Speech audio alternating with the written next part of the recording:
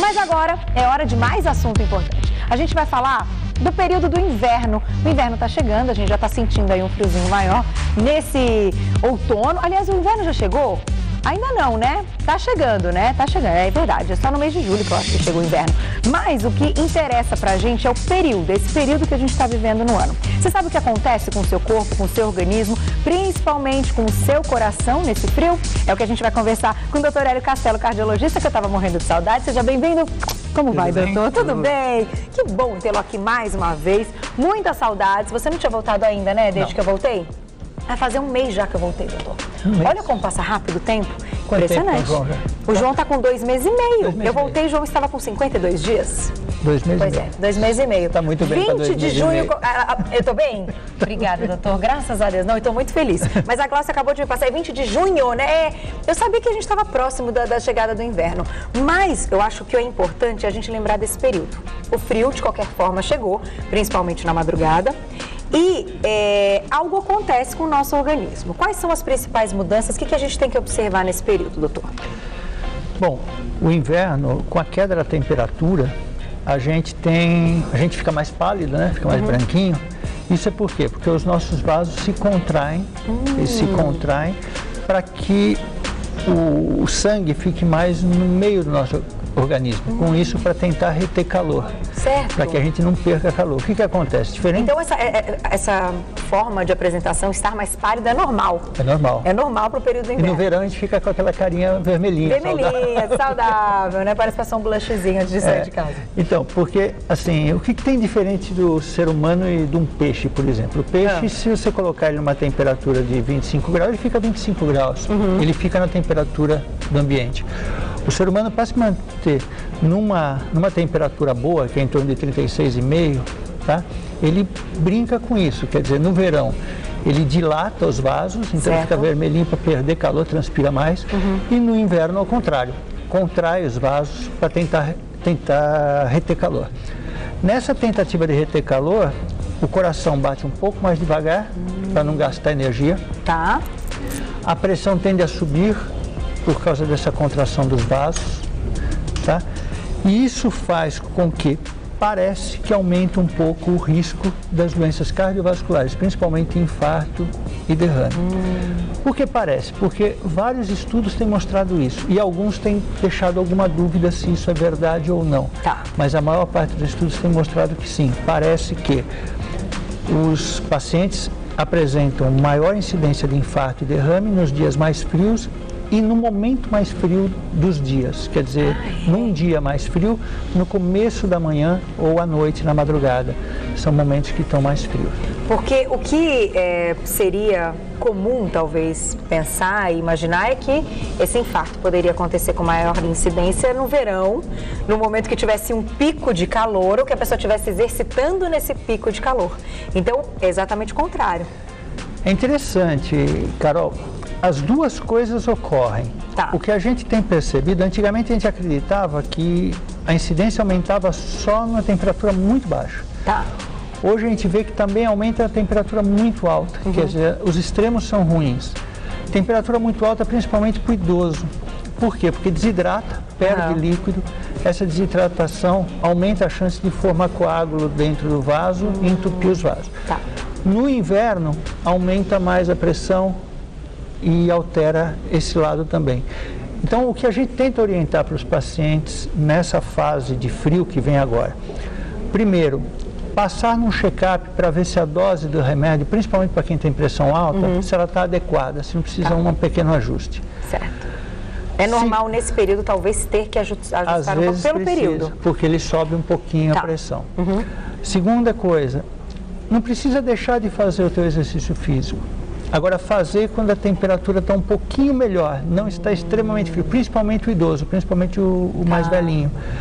E não fazer aquele negócio como você faz no verão, quer dizer, vai de short, camiseta ou sem camisa, correr, porque sabe que vai suar, a temperatura vai subir, então já vai com short. Protege um pouquinho o corpo, que você mantenha a temperatura do corpo um pouquinho mais alta, vamos dizer assim, não tão baixa. Essa é outra coisa. A terceira coisa, a tendência no inverno é a gente se alimentar mais, comer mais. tá? De fato. E aí? E comer coisas mais gordurosas. E aí vai toda aquela preocupação com a dieta que você tinha, você acaba jogando no lixo. Então é outro cuidado que tem que ter. A alimentação muito gordurosa aumenta a chance de todos os problemas cardiovasculares de novo e vai aumentar a chance da hipertensão também. Então é um período que tem que tomar vários cuidados, porque é um ciclo, né? Uma coisa é uma bola de neve, leva a outra. Quando o paciente chega no hospital, doutor, para fazer o check-up, o que ele tem que fazer? O que ele tem que priorizar nesse check-up? O que deve ser feito para que ele saia de lá com a consciência tranquila que ele passou pelo check-up correto? Bom, a primeira coisa do check-up sempre começa com uma ótima consulta médica. Tá? As pessoas acham que o check-up é único e exclusivamente fazer exame. Tá? É verdade. Então, não, eu quero fazer exame disso, exame daquilo. Não, primeiro uma boa consulta médica. A consulta médica você vai fazer um screening da pessoa, dos pés à cabeça, tentar detectar o que tem de problema, o que tem maior chance de ter problema, vamos dizer assim, antecedentes familiares, pessoais, que possam facilitar de uma doença ou outra estar presente. E aí, a partir daí, você tem um leque de exames que você pode fazer. A gente lembrar que esses exames são exames que adicionam dados ao diagnóstico. Perfeito. Mas sozinhos eles não fazem diagnóstico. Eu sempre falo para o paciente que a gente não trata exame, a gente trata paciente. Então, primeiro o exame clínico e depois os exames. Geralmente a gente faz um teste de esforço, que é aquele da esteira, vai depender da pessoa, da idade, etc. Mas o ideal é que faça, né? O da esteira é importante. Geralmente tem que fazer. Agora, em muito idoso, às vezes que não consegue fazer o teste de esforço, você pode fazer um outro exame que substitua. Perfeito. E os exames de sangue, nesse caso, devem ser feitos todos? São fundamentais. É aquilo que eu te falei, quer dizer, depende do quadro clínico, mas pelo menos checar se a pessoa tem diabetes, como é que está o colesterol, como é que está os eletrólitos normais da pessoa, quer dizer, sódio, potássio, aquelas substâncias que podem oscilar, principalmente no idoso. Eu sempre falo do idoso porque é o indivíduo mais sensível. E hoje a gente cada vez mais se depara com pacientes mais idosos, quer dizer, 80, 90 anos e que estão ativos, correndo, subindo. Ainda bem, né, doutor? Porque a gente está vivendo mais. E tem que viver mais e melhor, por isso que tem que ter todos esses cuidados que a gente está falando aqui. Chegou uma pergunta muito legal da Nayara. Nayara, um beijo para você. É verdade que no inverno o metabolismo fica mais rápido? Ou isso é mito, doutor? Não, geralmente ele até fica mais lento, o metabolismo, tá? Tanto que o coração bate um pouco mais devagar, etc. Para quê? Para ele tentar reter calor, né? Existem pessoas que são mais sensíveis e menos sensíveis ao frio. Então, por exemplo, mulher é mais sensível ao frio que o homem geralmente, né? Por quê? Porque a mulher tem um pouco menos de músculo, o metabolismo da mulher tende a ser um pouco mais lento que do homem, não é sempre, mas tende a ser. E em mulheres de idade mais avançada, a gente tem que lembrar que existe uma incidência maior nas mulheres de hipotireoidismo, a queda da função da tireoide. Muitas vezes a gente consegue diagnosticar isso no frio, porque o hipotireoidismo, a queda da tireoide, do funcionamento da tireoide, acaba causando... Tudo certo, hein, gente? Só apenas um pequeno detalhe, mas dá tudo certo, não caiu nada, não. Foi quase. Então, assim, essa queda da função da tireoide faz com que o metabolismo ainda fique mais baixo ainda e ela tem uma sensação de mais frio. Então muitas mulheres chegam, eu digo mulher porque mulher tem mais isso que o homem, mas o homem pode ter também. Mulher chega no consultório falando, não consigo emagrecer, durmo muito fácil, durmo fácil. O hipotireoidismo dorme muito. Aumenta o sono, então muito cansaço. Porque o metabolismo está diminuído. Entendi. É como se a bateria está baixa. Entendi. Entendeu? Que interessante. E ao mesmo tempo eu sinto um frio desgramado. Então ela vem com blusa e tal e não está tanto frio. Entendi. E aí você faz, às vezes, o diagnóstico mais fácil. E pode ser hipotireoidismo. Pode ser. Olha que interessante. E no inverno, então, a chance de descobrir esse hipotireoidismo acaba sendo maior. Fica mais fácil porque a pessoa vem com mais frio. Tá? E você começa a ficar de olho. Né? Entendi. Muito legal. A gente tem uma perguntinha que chegou no nosso e-mail. Vamos ver de quem que é? Olha lá, na tela. É da Rosana de São Paulo. Beijo, Rosana. Comer alimentos muito quentes faz mal para o coração? Não tem nada não tem relação. que comprove que alimento mais quente ou mais frio faça mal ao coração. Tá? Alimento muito quente, isso é interessante, aumenta um pouco, isso se for rotineiro, né? Aumenta um pouco a chance de câncer de boca e da região da deglutição. Tanto que no sul do país, por causa do chimarrão, você tem um pouco maior a incidência de câncer nessa região, principalmente porque o chimarrão é muito quente e aquilo lá agride o tempo todo. E eles estão acostumados praticamente todos os dias, né? Estão direto. Os gaúchos. Agora, você tomar uma sopinha quente no verão é uma delícia. No inverno é uma delícia. Entendi. Mas então não exagerar, porque alguns estudos já mostram que talvez tenha uma relação, então, com frequência. Mas isso não é rotina, né? Não é rotina. Perfeito, doutor. Tem mais uma perguntinha aqui no Twitter, muito legal. Tá, um beijo pra você, da Thalita Fortim. No inverno, qual o melhor horário para fazer atividade física? Ótima pergunta. Essa é ótima pergunta mesmo. O ideal é que você faça quando a temperatura está um pouco mais amena. Então, que momento que é esse? Geralmente é depois das 10 da manhã até as 4 horas da tarde. É interessante porque é diferente do verão. No verão, você também tem que buscar a temperatura mais amena. E esse momento é horrível, porque está muito quente. Então, no verão, geralmente no comecinho da manhã e à noite, são legais porque você não tem aquele sol terrível, aquele super quente. No inverno, ao contrário, no comecinho da manhã está muito frio e à noite também está muito frio. Então, no meio termo é melhor.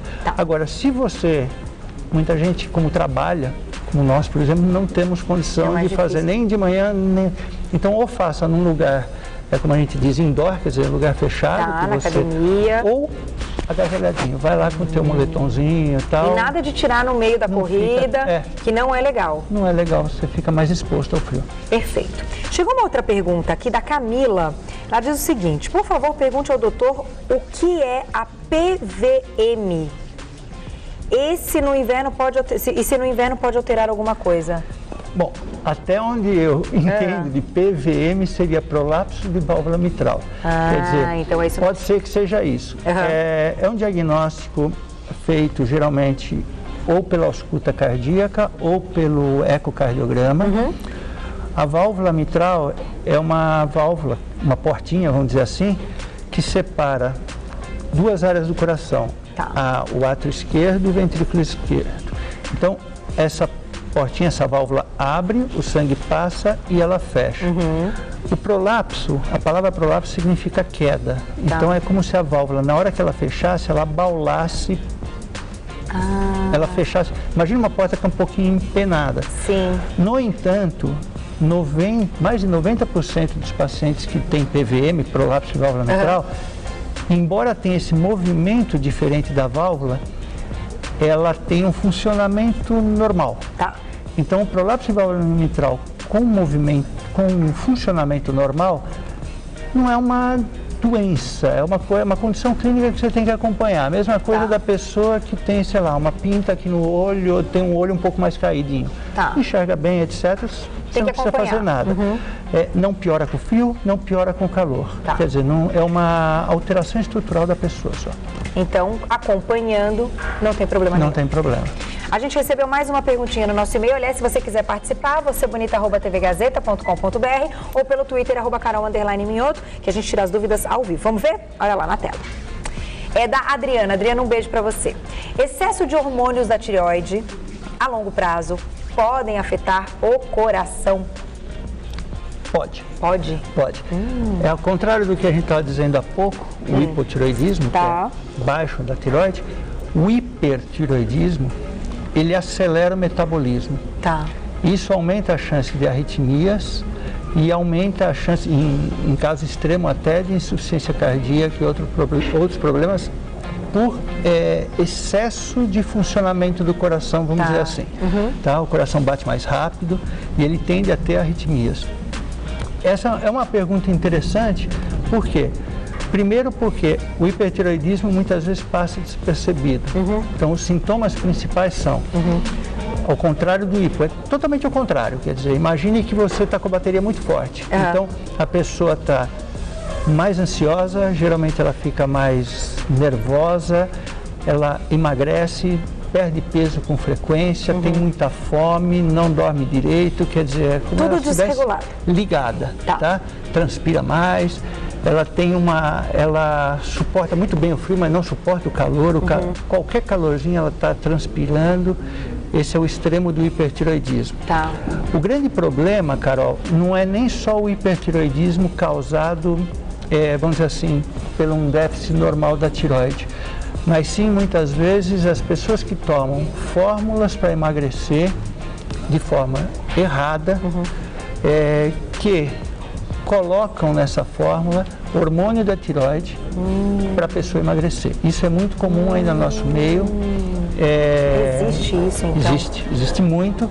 Muitas dessas fórmulas para emagrecer, não bem acompanhadas por médico, são dadas, e às vezes até por colegas mesmo, são dadas com hormônio de tireoide, a pessoa perde peso mesmo, mas ela acaba tendo um hipertiroidismo por causa está disso. Dando o hormônio. E pode ter um problema cardiovascular. Pode levar. Dependendo até da idade. Um Olha, doutor, que interessante, você não sabia. Agora sim, já que a gente está falando da tireoide, que pode ter alguma alteração cardíaca, e as pessoas que não têm a tireoide, que fazem um controle com hormônio, com comprimido, com remédio todos os dias, como é essa alteração cardiovascular? Tem alguma relação? Não, se a pessoa tiver... Existem muitas pessoas que é retirado a tireoide. Sim. Ou por tumor benigno ou maligno. Sim. Né? Elas vivem muito bem desde que a dose de hormônio esteja de acordo com a necessidade dela. Tá. Então, as pessoas têm que lembrar assim, essas drogas são hormônios e elas afetam diretamente o seu organismo no corpo todo.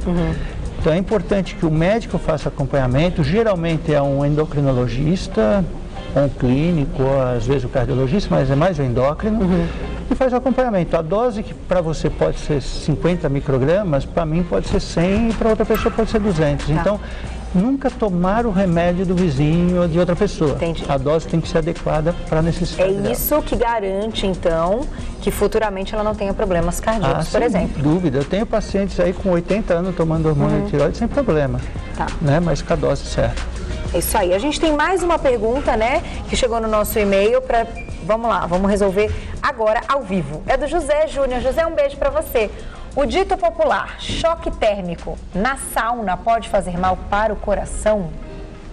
Então, em relação à sauna... Boa pergunta da sauna, né? A gente tem sempre dúvida se é tão prazerosa, se é benéfica ou não. Porque é muito prazeroso, né? Fazer aí uma sauna. Não, é muito prazer, dá muito prazer mesmo. Agora, se é benéfico ou não, sinceramente eu não sei se é benéfico para o organismo da gente.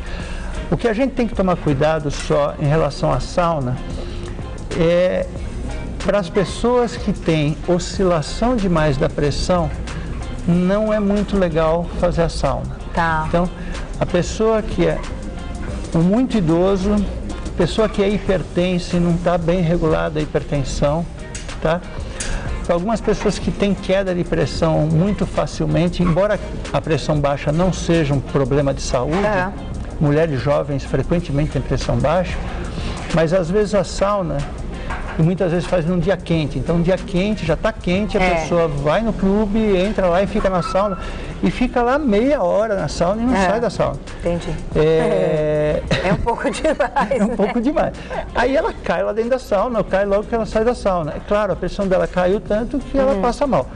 Então, o que a gente fala, vai fazer sauna, curte isso, é legal, uma coisa que você se hidrata muito bem antes, se hidrata muito bem depois, que a hidratação é o que mantém você em pé, vamos dizer assim, tá? Porque você vai transpirar. E não fica um tempo muito prolongado. Então, fica lá seus 5, 10 minutos, 15 minutos, isso varia de pessoa para pessoa. Tá. Sai um pouco, relaxa, descansa. Aquela coisa de entrar na sauna super quente e depois cair numa piscina extremamente gelada, não sei nem se faz bem ou se faz mal, entende? Mas não vai, esse é algo que traz bem-estar. Não é isso que vai melhorar. E principalmente no inverno, já que a gente está falando dos problemas no inverno, ter o choque térmico saindo da sauna pode ser perigoso, né, doutor? Pode ser. Tem mais uma pergunta que, na verdade, chegaram algumas parecidas, né, falando a respeito do café, e a gente vai colocar uma na tela, então, de repente pode ser uma dúvida sua. Vamos ver de quem que foi, olha lá. É da Maria Elisângela. Maria, um beijo pra você. No inverno, tomar café em excesso pode fazer mal ao coração? E aí, o cafezinho do brasileiro, tão bom o cafezinho, né? Aquece nesse inverno. O café é uma delícia. Agora, café em excesso, ele pode causar algum problema, tanto para o coração como para o estômago, para qualquer coisa. Sim. O café tem cafeína, a cafeína, ela pode estimular a frequência cardíaca, aumentar a frequência cardíaca, pode desencadear uma arritmia se a pessoa tem essa propensão. Tem pessoas que tomam um bule de café inteiro e não sente nada, nem dor de estômago. É de pessoa para pessoa mesmo? Varia de pessoa para pessoa. Agora, o excesso de cafeína, e lembrar que a cafeína não existe só no café, o chá também tem cafeína, né? O chá preto tem cafeína, o chá mate também. Então, o excesso de café, tanto no frio como no calor, principalmente se a pessoa tem uma tendência à arritmia, ela pode facilitar que isso aconteça assim. Então, acho que tudo na vida em excesso pode ser ruim, tanto para cima como para baixo. É o bom senso. É o bom senso. Tem que ter sempre um bom senso. Chegou mais uma perguntinha aqui no Twitter, que é da Sara.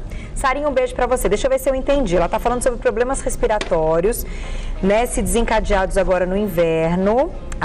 Que no frio podem aumentar os problemas respiratórios. Se isso pode agravar um problema cardíaco, quem tem um problema respiratório? Pode. Esse é um dado, é uma pergunta ótima.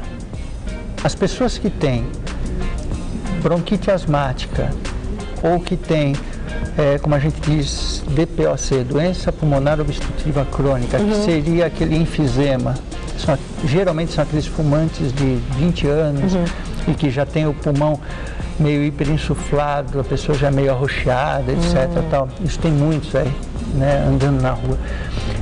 Isso pode se agravar no frio. Os asmáticos, tanto crianças como adultos, é importante tomar cuidado em relação à exposição ao frio, ficar um pouco mais agasalhado, tirar todos os alérgenos de casa, quer dizer, as coisas que dão alergia, né? Agora que você tem bebê, você sabe, carpete, tapete, essas coisas todas estimulam. E no frio, é interessante, a poluição está mais evidente.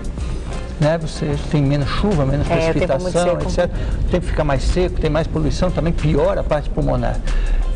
O asmático muito descompensado, ele aumenta a chance de problema cardíaco, de ter uma das coisas que mais comum é a arritmia, às vezes até por queda da oxigenação. E aquele que tem enfisema, geralmente é um indivíduo mais velho, geralmente é obeso, fumante importante, e isso pode causar dilatações no coração com o passar do tempo. E no frio, geralmente essa situação fica mais evidente e se agrava. Então, para esse tipo de paciente, vale a pena retornar no seu pneumologista, geralmente é o pneumologista que trata, ou o clínico geral, geriatra, até o cardiologista às vezes já trata, dar um ajuste, se for necessário, na medicação, porque a crise de um leva à piora do outro, porque são dois órgãos, dois sistemas muito relacionados. O coração, ele leva oxigênio, faz com que o oxigênio se distribua no nosso corpo inteiro através da circulação. E o pulmão oxigena esse sangue. Então, se cai a oxigenação, sofre o coração. Se o coração não funciona legal, o pulmão reclama. Então, olha que interessante. Eles são muito relacionados. Então, você tem que estar, para estar em harmonia, o corpo humano é uma máquina que tudo funciona muito ligadinho. Né? Você vê, por exemplo, no inverno, a gente toma até um pouco menos de água, né? Mas a gente vai mais no banheiro fazer xixi. É verdade. Né? É normal. Por quê? Porque você retém, você não transpira. Então você vai mais no banheiro. Precisa eliminar de Né? alguma forma. Entendi. Então, tudo está bem relacionado para que a coisa ande em equilíbrio. Quando você atrapalha um lado, os outros sofrem também. E sabe o que eu ia te perguntar, doutor? Então, um pouco ligado a esse assunto, já que a gente está falando que os problemas respiratórios também podem piorar essa condição cardíaca, as pessoas que sofrem, que têm dores nas costas, e às vezes essas dores nas costas estão relacionadas aos problemas respiratórios, podem, com dores nas costas, estarem com alguma evidência de algum problema cardíaco? Pode ser um alerta? Pode, porque assim, eu sempre digo que a dor cardíaca, que é o que a gente chama de angina, vamos dizer assim, que é o que mais o pessoal tem medo, que seria um sinal, um prenúncio de um infarto, que é uma condição mais grave, ela pode aparecer em qualquer lugar do teu corpo, do umbigo para cima, como eu digo. É que nem a gente fala com criança quando entra no mar, água no umbigo é sinal de perigo. Então eu falo que dor acima do umbigo é sinal de perigo, qualquer lugar. Entendi. Habitualmente a dor cardíaca ela é geralmente no peito, um pouco mais para a esquerda, que vai para os braços. Esse é o que está escrito no livro. Agora, na rotina, a gente já teve infarto com dor nas costas, como você falou, com dor só no ombro, com dor só no rosto, só no queixo, só no peito. Quer dizer, o ser humano é uma caixinha de surpresa. Não falou de futebol agora há pouco no programa anterior, né? Mas é bem assim mesmo, quer dizer, não segue uma regra. Então, dor nas costas pode enganar a gente, sim. Então quem está com dor nas costas... Então, vale aí fazer um check-up, principalmente no inverno, então, porque nesse período, como a gente está conversando desde o início, que eu acho que a gente pode até concluir que muitos problemas podem aparecer, a gente pode fazer a descoberta de alguns deles, aproveitando esse clima que acaba demonstrando em diversas situações que tem algo diferente, que pode ser uma condição pior, né, no coração. Então, as dores nas costas também são perigosas. Chegaram algumas perguntas, doutor, que a Glaucia está me passando, muita gente mandando a mesma pergunta. Como agora a gente citou de atividade física, que não é tão legal sair aí para fazer atividade a céu aberto no friozão. Então, quem tem a esteira vai fazer esteira. É a mesma coisa caminhar na esteira do que caminhar na rua? Assim, se for bem orientado, sabe? Ainda mais hoje que, infelizmente, em São Paulo está um perigo terrível andar na rua. Meu Deus, e como? Que triste. Eu só faço na esteira, praticamente. Não tenho tempo para andar na rua, na esteira é legal, eu faço à noite, porque é o horário que eu estou em casa, eu faço lá no prédio, mas é igual. Caminhar na rua tem a vantagem de você ver as pessoas, o clima é outro, é mais prazeroso. Esteira você fica olhando ou para a parede, ou para a televisão, ou para algum vidro, se tiver um vidro legal, né? Então, agora, é importante que você vá dosando. Então, sempre que for começar, esse é um grande erro das pessoas. Elas acham assim, nunca fiz nada e de repente quero virar um atleta da São Silvestre, da noite para o dia. Então, começa a fazer tudo. Ela anda o primeiro dia, o segundo, no terceiro ela já está correndo, no quarto se bobear, ela fica 1 hora na esteira.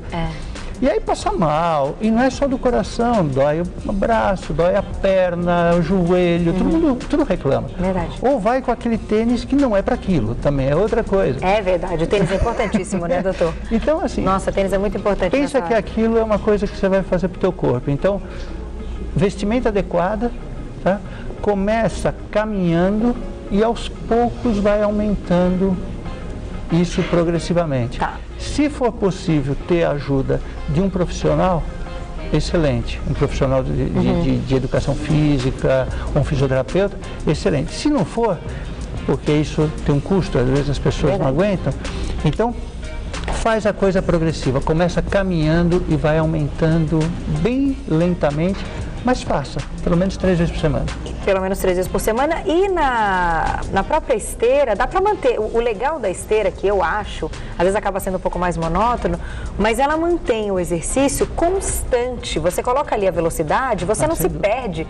Você vai naquele passo durante todo o tempo, durante todo o treino. Então, se aquele é o passo que já foi recomendado, uma velocidade, 6, 6,5, que é um pouco mais rápido até, excelente, você não se perde no meio e começa a andar mais devagar, porque isso acontece quando a gente está andando no céu aberto, no parque, né? Você fala, agora cansei um pouco, você desacelera. Então, essa é a vantagem da esteira também, né, doutor? Bem mais vantajoso. Mas, de fato, o parque ainda é mais gostoso, né? Quem tem a oportunidade, quem tem um tempo maior, aproveite. Hoje está um dia tão lindo, tem que fazer atividade física. Vamos ver mais uma perguntinha que chegou no nosso e-mail, então? Tá preparada? Tá prontinha, Gláucia? Se tiver, a gente vai colocar aí na tela. Ó, é da Ana Carolina. Ana, um beijo para você. Os efeitos da alteração climática em gestantes é a mesma em não gestantes? Enfim, as gestantes acabam sofrendo um pouco mais nesse período. É legal falar de gestantes, né? A gente ainda não tinha comentado sobre elas nesse período do inverno. O que acontece com a gestante? Muda tudo, né? Eu acho o seguinte, em relação às gestantes, elas sofrem muito mais influência no calor do que no frio. O frio também tem um pouco, porque tem que pensar que o equilíbrio, aquilo lá que a gente está falando do equilíbrio, né, muda totalmente na gestante. Quer dizer, tem uma outra pessoa lá dentro, quer dizer, tem uma outra condição, de um modo geral, oscila a pressão, a frequência cardíaca, tudo na gestante está adaptado para aquela situação que vai durar 9 meses. Verdade. Né? Então, os extremos também não são muito legais, mas a gestante ela sofre uma influência muito mais no verão do que no inverno. Você passou boa parte da tua gestação no verão. Foi. Né? Porque nasceu em março, foi? Nasceu em março, Então, boa parte no verão. Com certeza você sentiu, quer dizer, de vez em quando dava uma tonturinha, você tinha que levantar devagar, porque a pressão cai. Então, no inverno, teoricamente, se adapta um pouco mais fácil. É um clima mais gostoso. É mais gostoso, né? Ela consegue se agasalhar legal, etc. A única coisa que eu acho que tem que tomar um pouco mais de cuidado. Primeiro, no inverno, a gente tem uma tendência a comer mais, então a gestante também vai fazer isso, a gestante tem mais fome. É verdade. E se ela ganhar muito peso, ela aumenta o risco de uma das coisas que é uma hipertensão na gravidez. Que é seríssimo. Que é gravíssima, tanto para ela como para a criança. Então, ela pode, sem querer, ela abusar e ganhar mais peso do que deveria. Segunda coisa é, se ela já for uma gestante hipertensa, talvez valha a pena ela ter um acompanhamento mensal. Ela já teria que ter no verão. Então, no inverno fica mais em cima, porque a tendência de hipertensão é maior. Olha que e aí pode prejudicar tanto o bebê como para ela. Olha que importante. Ótima informação, essas coisas vale a pena a gestante tomar um pouco mais de cuidado. Principalmente porque durante a gestação a gente está preocupado com tantas outras coisas, ninguém para pensar se a parte cardiovascular tá legal, se tá tudo bem e se até, como você citou, da pressão. É importantíssimo que a pressão esteja controlada, né? Sem dúvida. Isso pode mudar tudo numa gravidez e que o parto, inclusive quem tem a hipertensão, o parto tem que ser cesariana de cara, né? Não, subiu a pressão, não tem nem o que pensar. Pelo menos mais de 90% até onde eu sei, pode ter mudado alguma coisa agora na ginecologia, que a gente está acompanhando de perto, mas a maioria é cesárea. Então, eu vou fazer o seguinte, eu vou dar um recadinho, mas antes eu vou deixar uma perguntinha que chegou no nosso e-mail agora, que é super importante, pode ser uma dúvida sua também. Quer ver? Olha lá. É do Lucas. Lucas, um beijo. O consumo de bebida alcoólica prejudica a tireoide? Qual a relação da bebida alcoólica, desse consumo, com o nosso coração? Diga, doutor. Então, diretamente na tireoide, até onde eu tenho conhecimento, não. Certo. Entende?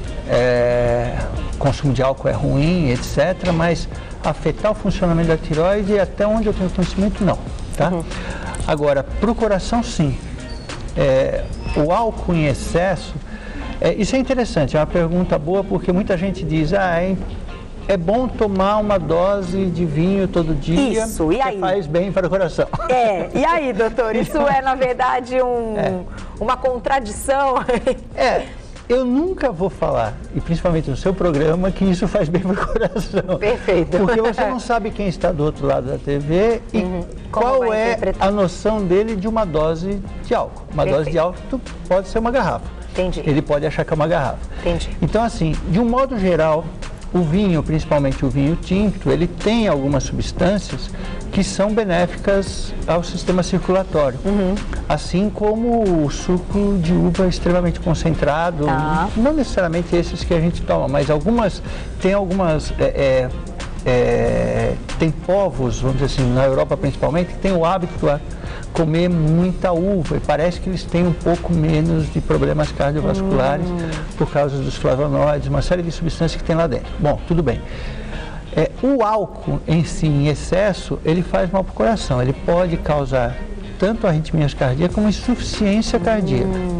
Além disso, ele desbalanceia a distribuição da gordura no corpo. Então, ele facilita a chance de formar plaquinhas de gordura na parede dos vasos. Olha, eu não sabia. E a deficiência, o alcoólatra mesmo, aquele indivíduo, e todo mundo acha que o alcoólatra é aquele cara que você vê caído na rua, né? O indivíduo que toma 2, 3 doses de uísque todo dia, ele é alcoólatra. Ele toma 2, 3 doses de uísque todo dia. Ele é numa faixa X de álcool, mas aquilo virou um hábito. É considerado. Tá? Então, o consumo diário de álcool, e quanto maior, faz você ter uma deficiência de algumas vitaminas, principalmente vitamina B, que pode causar uma insuficiência cardíaca, o coração dilatar e trabalhar menos só por causa disso. Então, assim, tem uma série de problemas que o álcool pode causar na circulação de modo geral. Então, de qualquer maneira, o uso do álcool com cautela. Quando a gente fala uma taça, a gente fala sempre em ml mesmo, que é para a pessoa saber a quantidade, né, doutor? Exatamente. Só posso te agradecer, a pauta foi maravilhosa, agradecer todo mundo que participou, chegaram vários e-mails, várias perguntinhas aqui pelo Twitter, mas doutor Hélio Castelo, que é cardiologista, volta ao programa sempre para tirar todas as nossas dúvidas e fica o alerta, agora no inverno, preste mais atenção aí no nosso coração. Né, doutor? Eu quero fazer um agradecimento especial ao Grupo Angiocardio, que o site é o www.grupoangiocardio.com.br, grupoangiocardio.com.br. Muito obrigada, doutor. Adorei te ver. Volte logo e depois você vai lá conhecer meu bebê. Pode deixar. Obrigada, doutor. Mas você já viu fotinho no Face, né? Já vi. Então tá bom. Obrigada, doutor. Tchau, tchau.